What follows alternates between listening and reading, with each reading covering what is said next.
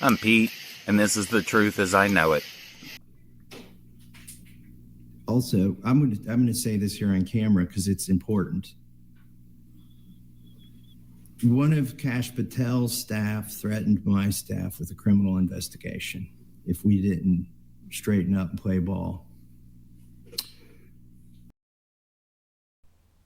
Hey guys, I wanted to get this one out to you as quick as I could. This is wild. We have a United States congressman, a sitting congressman, sitting in his office, accusing the FBI of threatening to initiate a fraudulent investigation against his staff if they didn't play ball on the Epstein files. There's more to this story. Watch the rest of the video.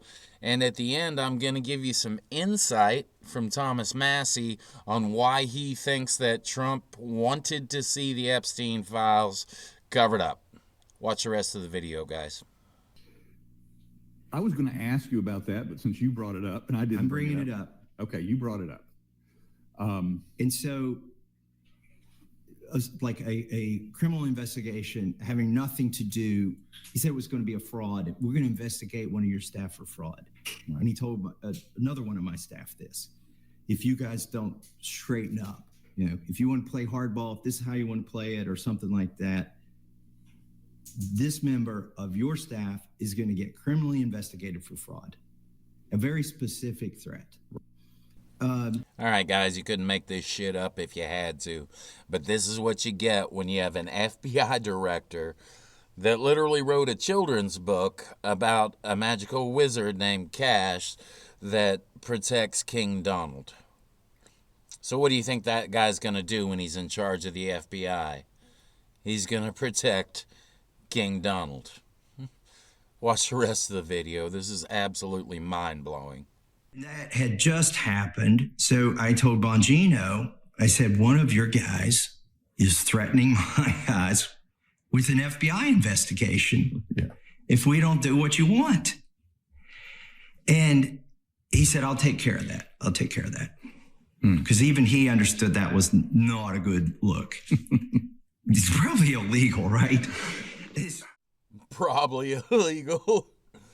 Good one there, Congressman Massie. So the fallout of that is the FBI employee who threatened my staff. I have to tell you all this, by the way, Steve, and I have to tell all the listeners this, because this is the context in which I'm worried for the whistleblower. Mm-hmm. If they're willing to retaliate against a congressional office, which has speech or debate immunity and a lot of other protections, they may be willing to retaliate against a whistleblower. All right, I'm going to show you a clip here in a minute, which precedes this recent interview by a couple months. It's where Kash Patel's testifying before a congressional hearing, and he's getting questioned by Massie. Dollars to donuts that this threat of a fraudulent investigation came after Massie called him out in this congressional hearing. So what you've got is FBI agents who I guarantee did not take it upon themselves to threaten a congressional office with a fraudulent investigation. That came down from somewhere, and it came down from this guy. The guy that wrote the children's book about the wizard out to protect King Donald. All right, guys. I believe Thomas Massie. There's not a whole lot of politicians that I genuinely believe stand on the truth, and I believe this man does. He's taking great heat from Trump because he's calling for the release of these files. Now, it's been voted on. The files are going to be released. We'll see what we're going to get out of it. But watch this confrontation between Massie and Kash Patel and tell me that's not where this threat emanated from. So I've got 4 documents I'd like to introduce into the record. The first one is Jeffrey Epstein's sick story played out for years in plain sight. And Acosta is quoted in here saying, I was told Epstein belonged to intelligence and to leave it alone. The second document is entitled, What Epstein's Bodyguard Warned About His CIA Connections. The third document is from Fox Digital. It's titled, Epstein's Private Calendar Reveals Planned Meetings with Obama Admin Official, CIA Chief.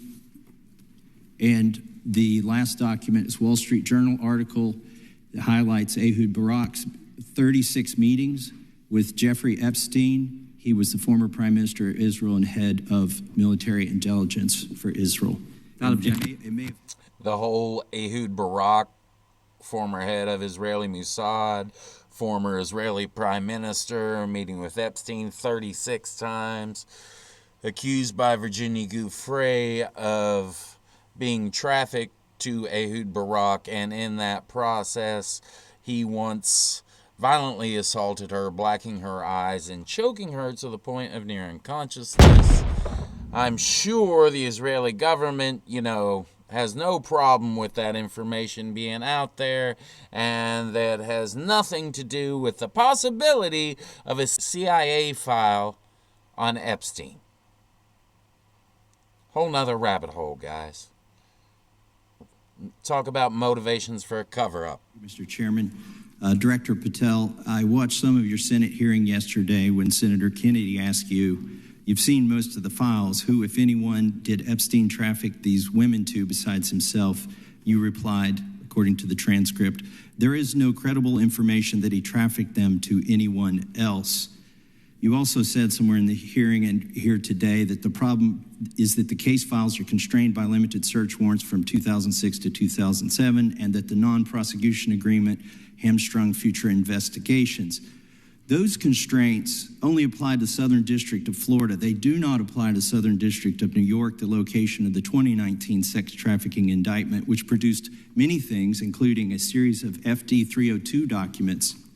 According to victims who cooperated with the FBI in that investigation, these documents in FBI possession, your possession, detail at least 20 men, including Mr. Jess Staley, CEO of Barclays Bank, who Jeffrey Epstein trafficked victims to, victims including minors, such as Virginia Roberts Giuffre, may she rest in peace. That list also includes at least 19 other individuals, one Hollywood producer worth a few $100 million, one royal prince, one high-profile individual in the music industry, one very prominent banker, one high-profile government official, one high-profile former politician, one owner of a car company in Italy, one rock star, one magician, at least 6 billionaires, including a billionaire from Canada. We know these people exist in the FBI files, the files that you control. I don't know exactly who they are, but the FBI does. Have you launched any investigations into any of these people, and have you seen these 302 documents? Sir, I have asked my FBI agents to review the entirety of the Epstein files and bring forth any credible information, and we're working with Congress not only to divulge that information and produce it to you, but any investigations that arise from any credible investigation will be brought. There have been no new materials brought to me launching a new indictment. So is the loophole here, or is it your assertion that these victims aren't credible, that the 302s maybe didn't produce credible statements that rise to a probable cause? It's not my assertion, sir. It's the assertion of two different United States attorneys' offices from 3 separate administrations who investigated those same materials in lifetime. Are the 302 documents in the FBI's possession? They reviewed all that, yes, sir. And so have you reviewed those 302 documents where the victims name the people who victimized them? If I personally know, but the FBI has. So how can you sit here and in front of the Senate and say there are no names? I said I named one today. I said we are not in the practice at the Department of Justice FBI of releasing victims' names. That is not what we do. We are also not in the habit of releasing incredible information. That's not what we do. But multiple authorities have looked at the entirety of what we have. Okay, I got to move on here. Were you present when the AG had the White House event when she released the binders to the social media influencers? I was, yes. So if you're willing to meet with social media influencers who stood to benefit from the sensational and sad stories of these victims, will you meet with the victims as well? The FBI will meet with anyone who has new information. Will you personally meet with them? The FBI and the professionals who are handling the cases will. Have you investigated any of the CIA connections? Have you seen the CIA file on Jeffrey Epstein? And if you wanted to see it, would they show it to you? Well, I can speak for the FBI, and that's presuming there's a CIA case file, and I've reviewed everything that the interagency, not I, the FBI, that was provided to us. Would you be willing to look at the CIA file on Jeffrey Epstein? If there is such a file, and if it has not already been turned over to the FBI will look at any new investigative leads. So we're supposed to believe that Kash Patel, the director of the FBI, doesn't know if there's a CIA file on Epstein or if it's been turned over to the FBI. I want to see the CIA file on Epstein. You think it'd be a little more curious than that? All right. So to tie this up neatly, what we have is a United States congressman who I find trustworthy and reliable openly stated that the FBI threatened his staffers that if they didn't play ball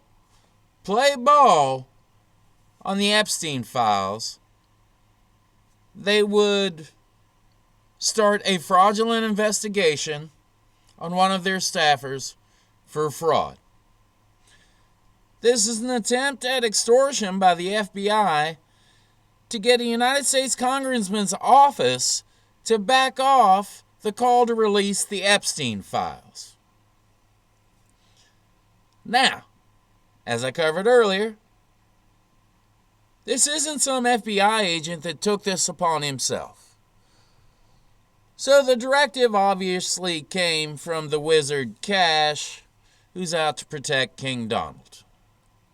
Now, if anyone can ever show a link going from the FBI to Trump, or the FBI to Bondi, which is more likely to Trump, because Patel states that he's never even discussed the Epstein files with Trump. If they ever establish that link back to Trump, this will be bigger than Watergate. This would be the current administration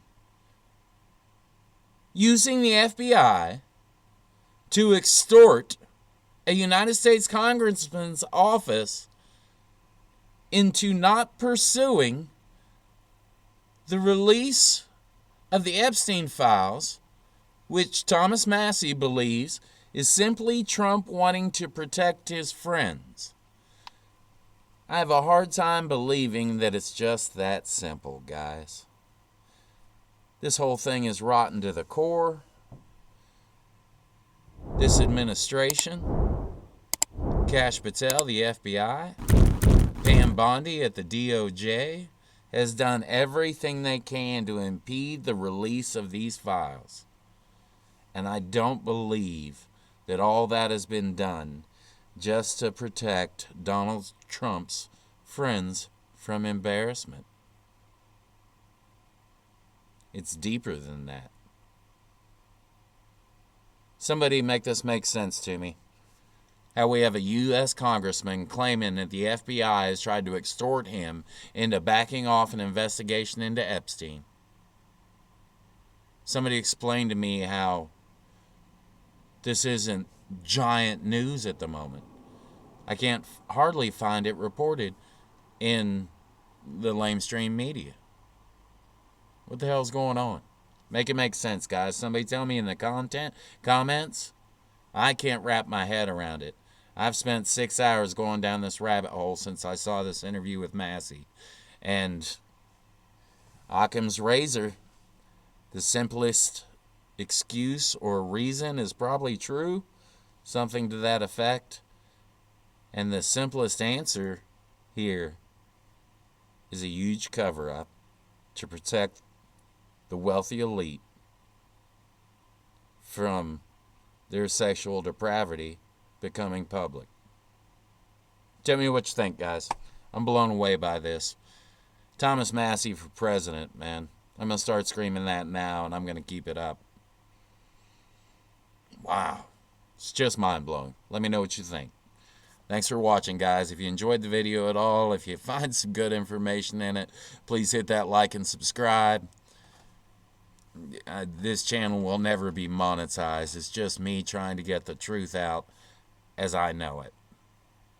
Tell me I'm wrong.